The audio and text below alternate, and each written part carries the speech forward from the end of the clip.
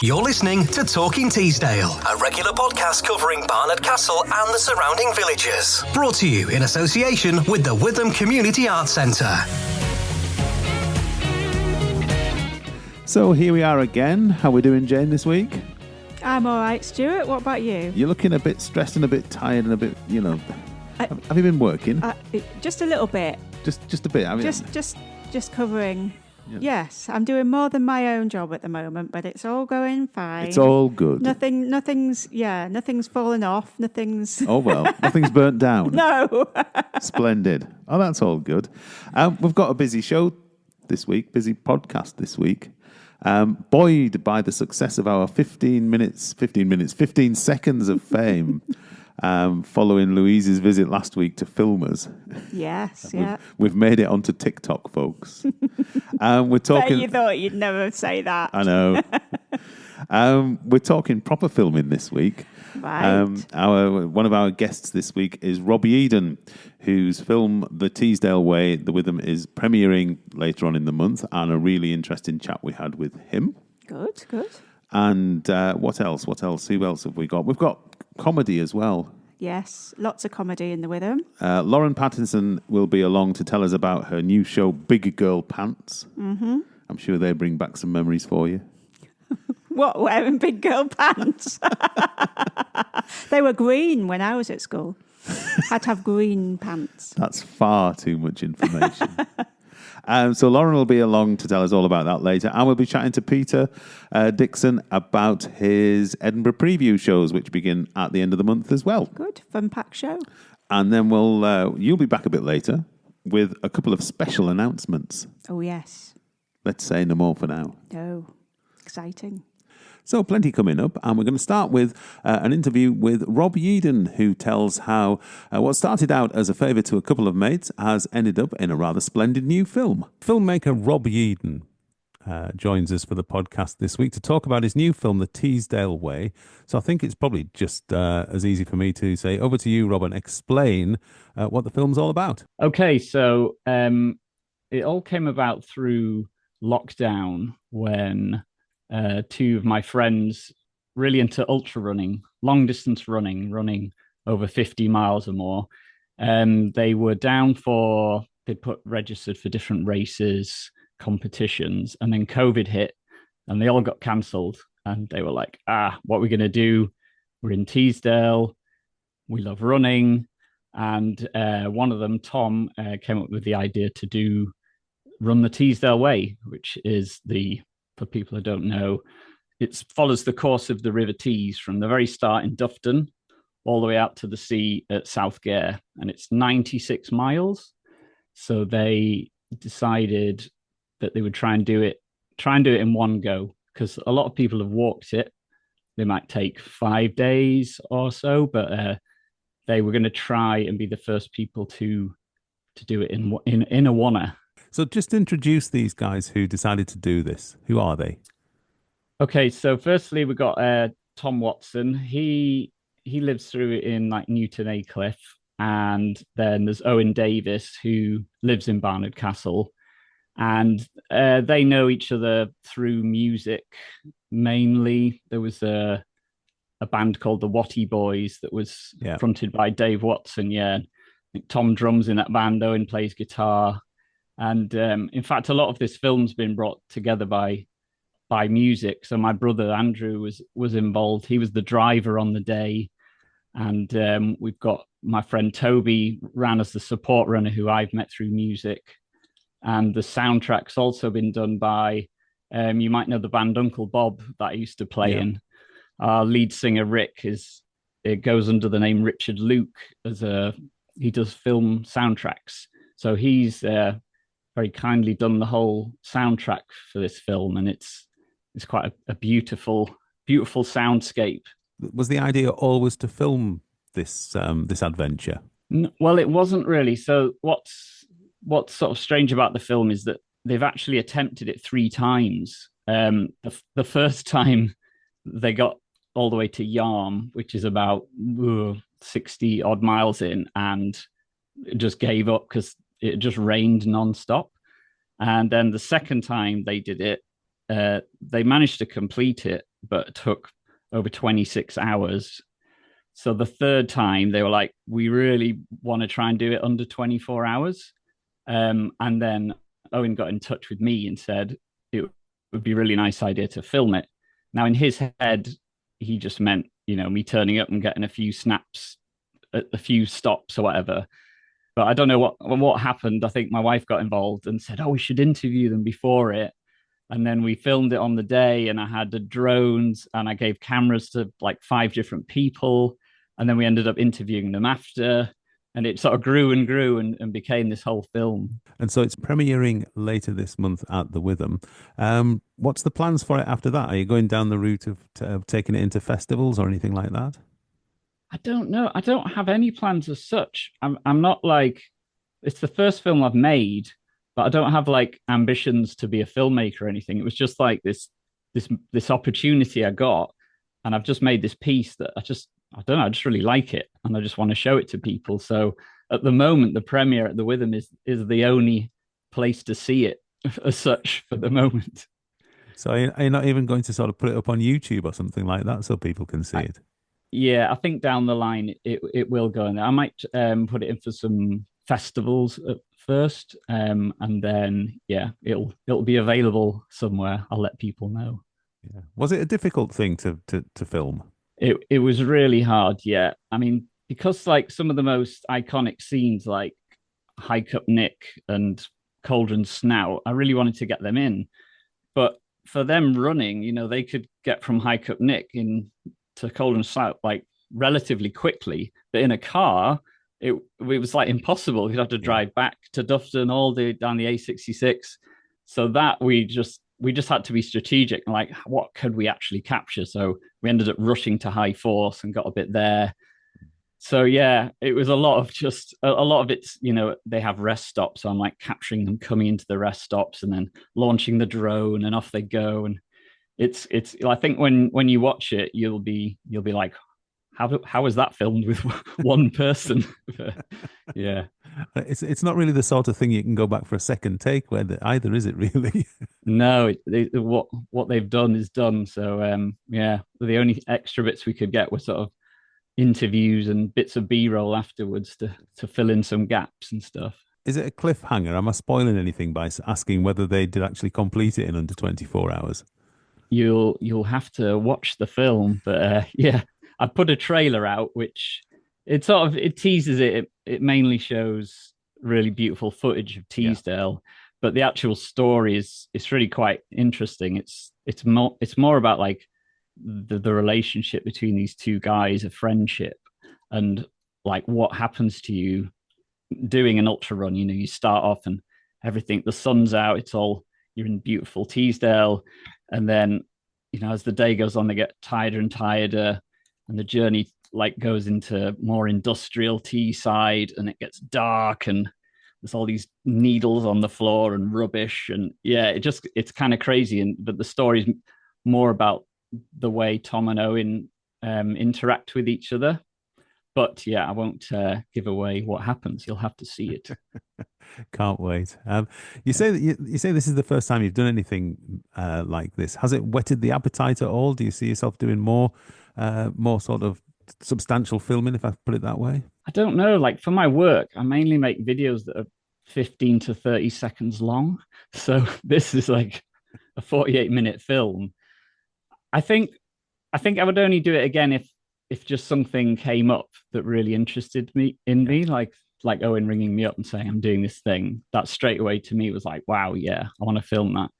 But for now, I'm open, whether I do or not.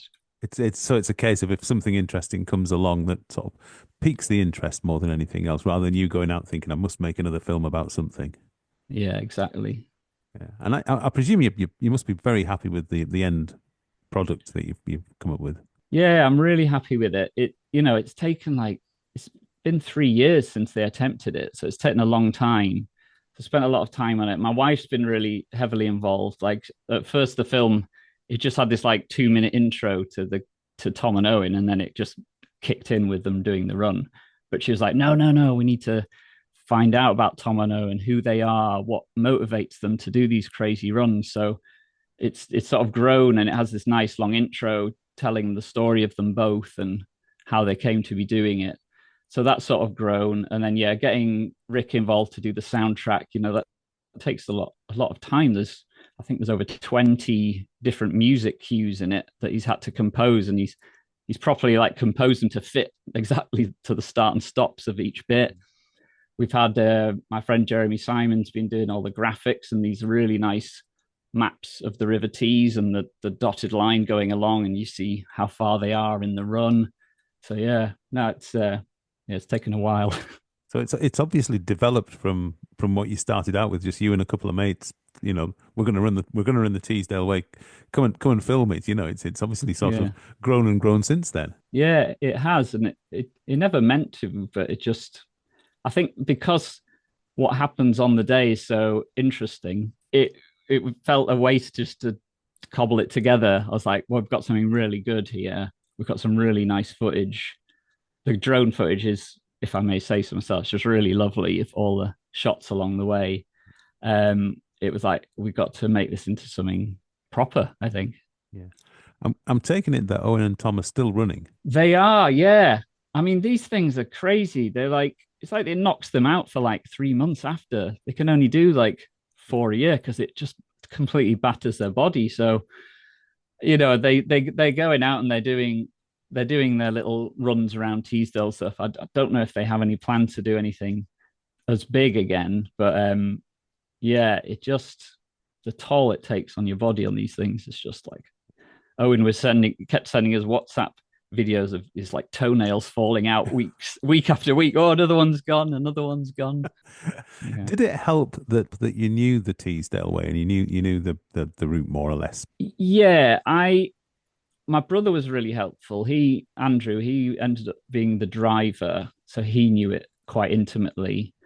And I guess Owen and Tom, because they'd already attempted it twice before, they knew it better and better. But there was definitely like having lived there, knowing different areas and spots we could like park up and do. That was good. And it was just really nice to be at a film where I grew up. Oh, brilliant stuff! Well, we can't wait to see the end product and find out how it pans out at the end. But for now, Rob, thanks ever so much for joining us. Brilliant. Thanks very much.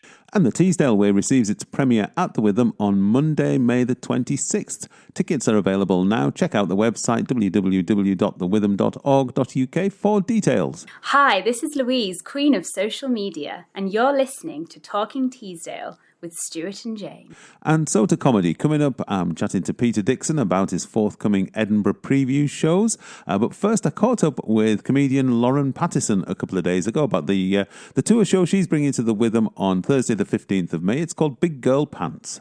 So it's my first kind of proper tour with a tour producer. So I did my first tour in 2022 with that show, but this is the first time I've had sort of like somebody organising it for us rather than me doing it myself, which is very exciting. Oh, well, hit the big time now. No, I don't know what to do with myself. Looking down at my notes, you've been out since the middle of February. So how's it been going? What sort of reception have you been getting?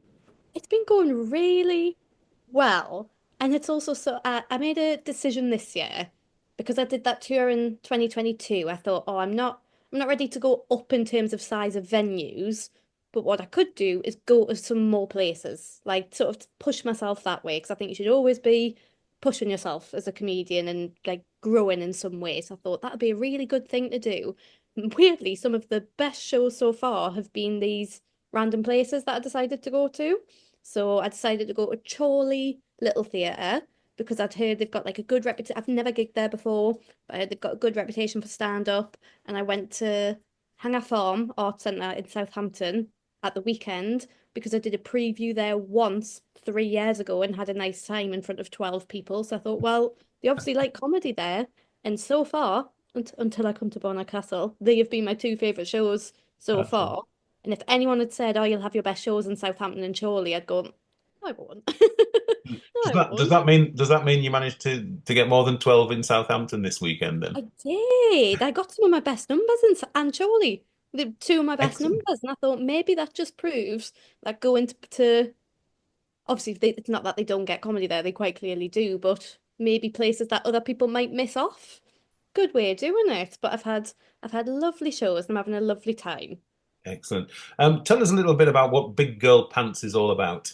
So it's a show about turning 30 and wanting to be braver because I think there can sometimes be this thing with comedians who've maybe started a bit younger where they act like turning 30 is the end of the world, but I don't think it is. Like I think it's really ridiculous to think that 30 is old.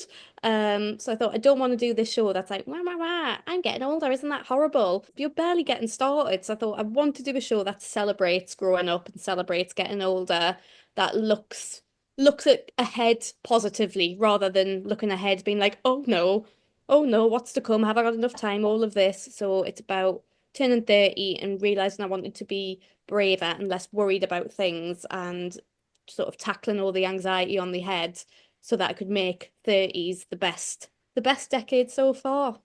So are you one of these people who kind of sets 5-year plans for yourself? You know, you want to be doing this by the time you're 25, 30, 35, or whatever. I used to when I was younger, and then the pandemic happened, and I realized it's maybe not a good thing to do because you never know. Life might sometimes have other plans for you, and I think that was a big lesson for a lot of people during COVID of you can't always plan for everything or prepare for everything. So I like to think I'm a little bit more laid back now, and I'm like, things will happen when they happen. There's no rush to do anything, and just you might as well just enjoy what you're doing while you're doing it. Because sometimes I think you can be so wrapped up in other things that you look back and go, I didn't even think to enjoy that at the time because I was so worried that I also wasn't doing this or I didn't have this. But then you look back and you think, oh, but I've just been a bit happier about having that. And now I always try to just enjoy what I've got, be happy with what I've got, and anything else is a bonus. Now, you were talking about some of the venues that you've been to on this tour, and putting yourself out into places that you've not been before. Barnard Castle's the complete opposite, isn't it? You're never away from us. I love Barnard Castle. I love it. Barnard Castle must be one of the places that I have performed most, I think. It's got to be. It's got to be. I love it. Lovely venue, lovely audiences, well ran. And not every venue ticks all three of those boxes. Some of them struggle to tick one of those boxes. Now, if I'm right in thinking this show, Big Girl Pants, that started life as your Edinburgh show last year. Did, yeah. So was the plan always to take it out on tour, or was it because you thought it did so well at Edinburgh, you thought, I can, this is something I can do something with? So weirdly with this one, I didn't know if I was going to tour it because um I wasn't sure how I would feel after Edinburgh, and there was a couple of things that I can't really talk about without giving away what happens in the show that I didn't know if would work. So they were kind of working in previews and stuff, but you never know when it goes to Edinburgh, like when it's sort of presented as a full show. So I thought, oh, I don't want to commit to doing a tour until I know for definite this show works, this show is good, and this show is well received by audiences. So I thought I'll take it to Edinburgh, I'll see how it goes, and if it goes well, and if all my chances I've taken have paid off, then I'll commit to the tour. And I was really I had such a lovely time with it in Edinburgh. So I thought I've got to go on tour with it. And as you've made your way around the country, obviously you're a Geordie, you're from Newcastle. How does your, I always think that this part of the world has its own kind of humour. How does that travel as you travel around the country? Because the Northeast has such a strong identity, I think people tend to know what they get. They sort of expect that from you. So it doesn't come across as a bit like, oh, what is she doing? I think people have got a lot of time for people from the Northeast, and I think we've got quite a good reputation, particularly for comedy. So I think people tend to be quite well receiving of it. So people are happy to, well, they might not have come across you before, but people have been happy to come and kind of take a chance. Yeah, well, I had this quite a lot when I went to Australia last time, which would have been 2023. Made a point of putting in my little bio that I was from Newcastle because I know obviously lots of expats in Australia, lots of Yeah, yeah. backpackers, lots of travellers. So I thought anything that sort of points to where I'm from, might be the difference between someone buying a ticket or someone not buying a ticket. And I got a lot of Northeast expats coming to my show and people who they themselves weren't from Newcastle, but their uncle was from Newcastle or their parent was from Newcastle, but they'd emigrated years ago, and people just came because of that connection. So I thought that's nice. That's something to be happy about. Now, looking at the list of dates, this current run comes to an end at the back end of June. Yeah. So what's the plan after that? Feet up, big holiday, or will you be back up at Edinburgh? A little bit of more of a relaxed summer and make the most of not going to Edinburgh, because I was on about this with someone the other day. People think Edinburgh's August and they go, oh well, you're just doing a show a day for a month. Like, yeah, it must be hard work, but it's a month. But they don't realise all the previews you have to do in June and July.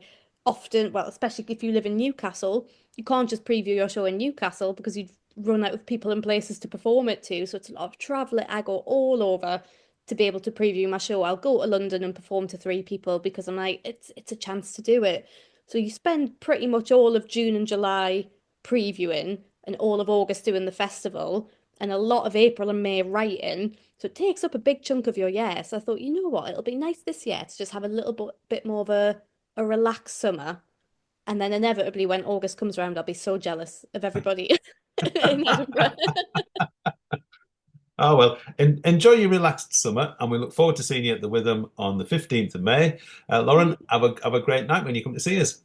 Thank you very much. Looking forward to it. You're listening to Talking Teesdale. So continuing the comedy theme, and thanks as ever to Lauren there for chatting to us about the show she's bringing to the Witham. Have you seen that show? I have a couple of times in different places, yeah. She did it last year at Edinburgh, and I've seen a few work in progress versions of it as well. She did for me at various places. So yeah, it's great. It's a fabulous show. Jolly good. I'm chatting to Peter Dixon, by the way. Comedy impresario, second to none. Oh, you're making me blush, Stuart. But as we've got a comedy theme going to the podcast this week, I thought we'd chat about some of the comedy shows we've got coming up, and starting with actually something that we wouldn't normally talk about probably for at least another month. But Edinburgh Fringe work in progress shows are starting a bit earlier this year by the looks of it, end of this month. Yes, that's right. Yeah, and I've been planning them for 6 months, so it feels as though we've kind of almost passed Edinburgh now.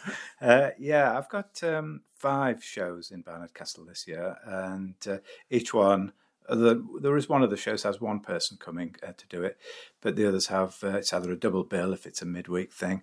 And there's one on a Saturday, the final one, just before the Edinburgh Festival, which is our usual, call it the Edinburgh Fringe Day, where we put on 4 acts. And it starts at 5 o'clock. And, most of the tickets that are sold are people who come and see all 4 of them. So it's the people with stamina generally, but you can buy them individually as well. I wonder what the collective noun is for comedians, There must be one. There's bound to be one somewhere or other. So who's coming up first then? At the end, like I say, the end of this month, May the 29th, I think it is. Yes, it's a double bill, that one. That's Sam Nikoreski and James Trickery, I should say. These are 2 very young, young compared to some of us, acts who have just really done 1 or 2 sort of hour shows before. So, very exciting. They're with a company that knows their onions, and you can guarantee that they're going to be very good. So they're the sort of people that you can, if somebody tips you the wink about them, you'll take it on trust. That's right. Yeah, and they've been nominated and won various festival awards. The Leicester Comedy Festival, both of them have done extremely well at, and nominated for Best New Show and even Best Show. So that's something really exciting to look forward to. It's often difficult, I know, with people who are sort of buying tickets, and we have a lot of shows where there's famous people involved, but I do really recommend that you come along to people who are new stars, and not stars yet. I was Peter Kay had to start somewhere. He did, and it's funny. I was just thinking when I was coming over here. I remember when we had both Chris Ramsey and another big actor whose name I've just forgotten. But anyway, Chris Ramsey on at the Parish Hall in Barnard Castle, and I had 140 tickets to sell, and I only sold 100. And Ramesh Ranganathan at the Witham, we only sold about 100 tickets for that. And now, you'd have to break down a wall to get a ticket. Yeah. Absolutely. So we move into June. He says putting his glasses on. I've put the wrong ones on as well. It's a comedy of errors going on in here today. What can you tell us about Joe Kent Walters and Jack Gleadow, is it? Jack Gleadow. Yeah. Oh, well, honestly, this isn't a sales pitch, but this is the show that I am most excited about for the whole year. Joe Kent Walters, I saw his show last year about 3 or 4 times in different places, and he is one of the most exciting comedy acts to come up for a long, long time, 5 or 6 years, I remember. There's a comedian called John Kearns who's starting to become very famous, and it's not like John Kearns, but he's kind of like unusual in the same way that he was and still is. But if you like his sort of League of Gentlemen sort of show, he is right up your street, because both of us are staring at the picture, which nobody else but us can see at the minute. But he wears he's a character. He plays a character, Frankie Monroe, who runs a working men's club in Rotherham. And he wears this... he says it's Sudocrem. I don't know whether it is, but a white face, and he is like a ghostly figure.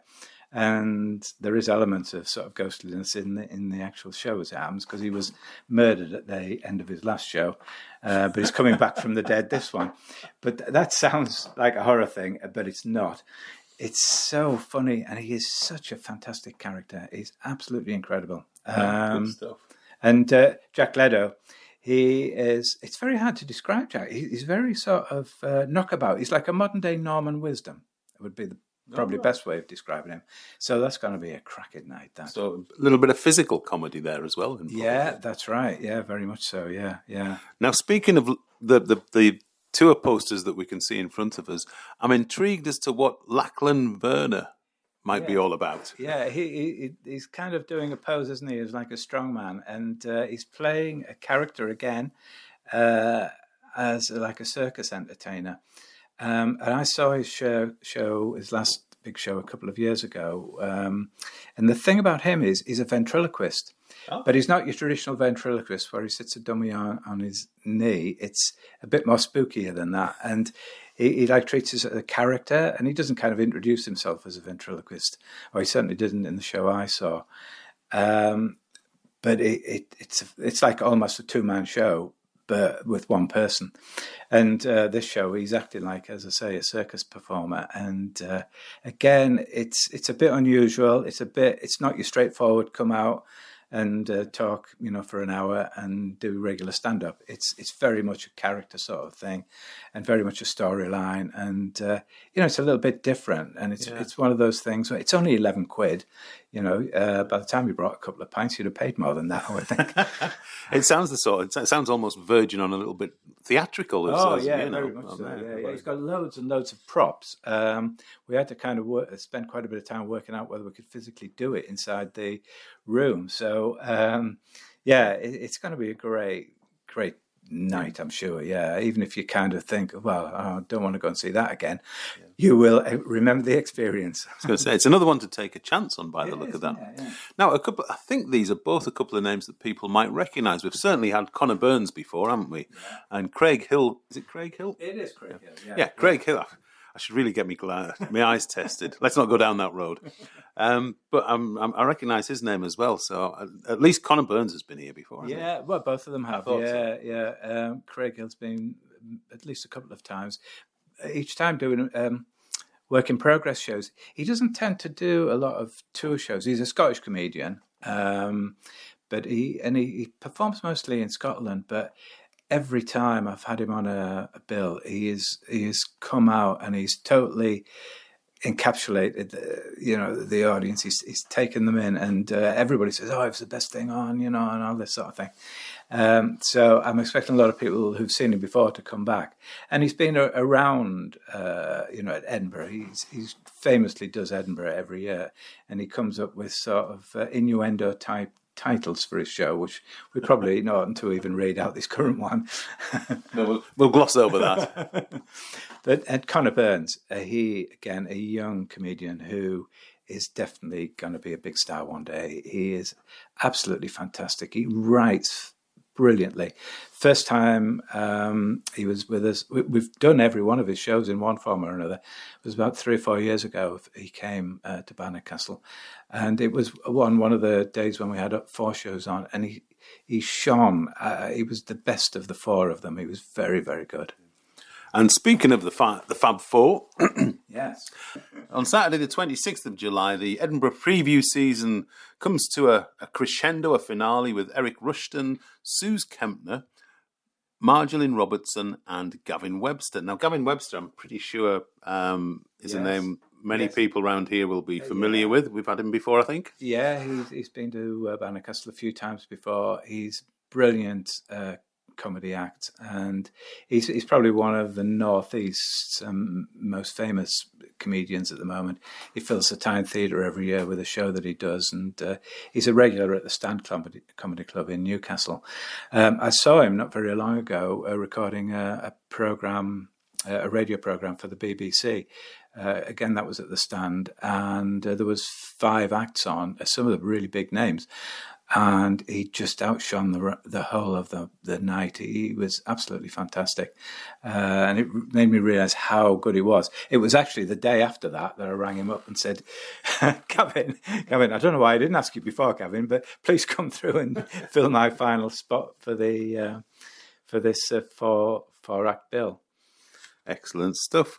Well, plenty there to tempt us with over the coming weeks with Edinburgh previews. You'll have already got your travel arrangements and your accommodation booked for this year's Fringe, as always. Yeah, I keep saying I'm not going to spend as much time there next year, and then I book extra days. So I'm there most of the month this year. I'm coming back a little bit in the middle week, and people who know me are just finding this out just now, actually. Very good. Well, that's brilliant. So we look forward to all these wonderful preview shows, and as Peter says, a lot of the acts won't be well known to us out here, but do take a chance. And for full details, go online to www.funnywaytobe.com. So thanks very much for Peter for putting us in the picture there with all that's coming up as far as Edinburgh preview comedy shows are concerned. Jane's back for a little bit of what's on. So as I was chatting to Peter there, can you think of a collective noun for comedians? Chuckle? That's not a bad one. A chuckle of comedians. Yeah, that would work. It will. Absolutely. From now on, it'll be a chuckle of comedians. I'll immediately go on to Google and see if anybody's made something up before us. Yeah. I don't know. Right, what's on? And a couple of announcements. Yes, big announcements. Big announcements. These ones are. Go on, give us the first one. We're talking folk rock legends. Yes. So just on sale is Steel Eye Span. All Around My Hat. I'm not going to sing it. I can't sing it. Oh, I'm disappointed. We tried this earlier and it was unbearably awful, even more so than usual. 2 of us were trying it and both of us were as badly out of tune as each other. And it wasn't me. Yes. But yes, Steel Eye Span, Maddie Pryor, All Around My Hat, that sort of thing. When are they coming? They are coming Monday the 24th of November. Excellent. And the tickets are selling like hotcakes. I'm not surprised because they're if you like your Fairport conventions, you're going to want to get to your Steel Eye Spans as well. Yeah. They've both been around about as long as each other. I think Fairport convention started in '68 and Steel Eye Span came along a year later and have been here ever since. Yeah. Excellent. That's a good one to look forward to. And who else? We have the Unthanks. Now they're from Northumberland way, I do believe. Yeah, and they are coming on Monday again, Monday the 8th of December. Excellent. And they're doing, I've looked this up. You see, my research is on point this week. Yes. They're celebrating 20 years with a tour of small intimate venues. Yeah. Of which we're one. We are, and we're the last one on their tour. all sorts of end of tour shenanigans there. I'm not duty managing that night.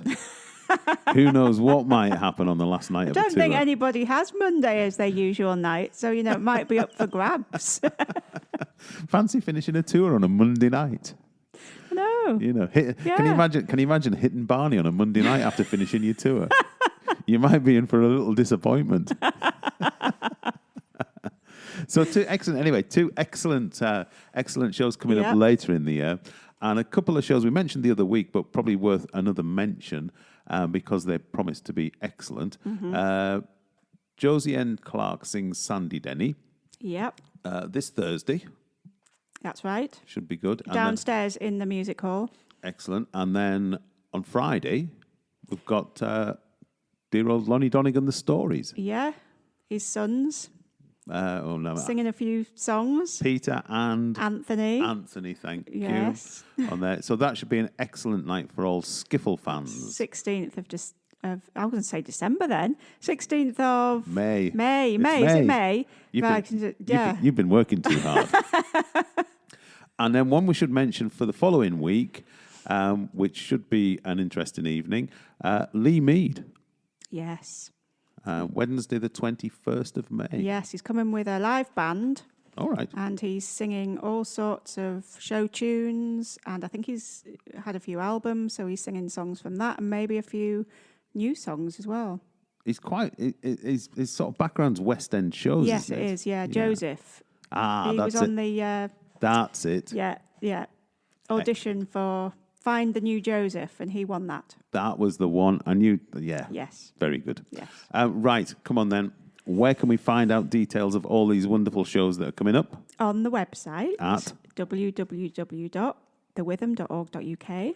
Or you can call the box office on 01833 631107. Excellent. I think I've cracked it now. Absolutely. That was without a crib sheet this week. It was. Very good. You've passed. I've an automatic pilot. You've passed your contacts examination. Very good. Well, that's it for this week, Jane. Thank you very much. Go and get your head down and grab a 40 winks, 80 winks, 120 winks. Yes. Something like that.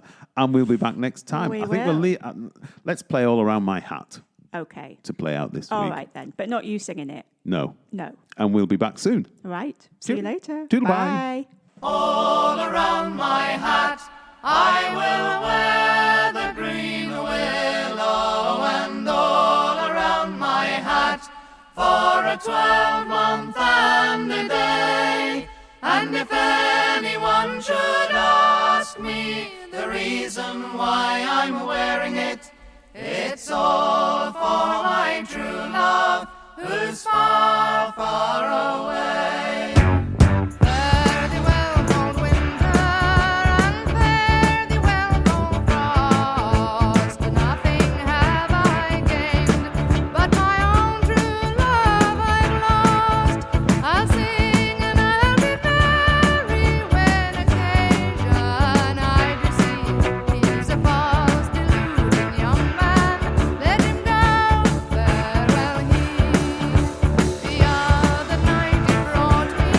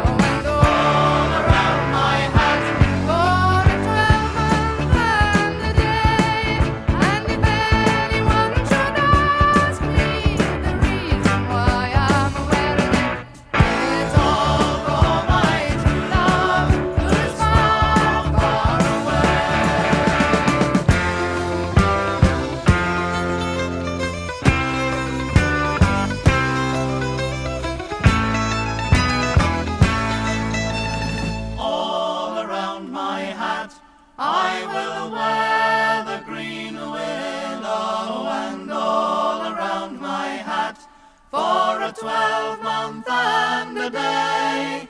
And if anyone should ask me the reason why I'm wearing it, it's all for my true love who's far, far away. All around my hat I will wear the green willow, and all around my hat for a 12-month and a day. And if anyone should ask me the reason why I'm wearing it, it's all for my true love who's far, far away.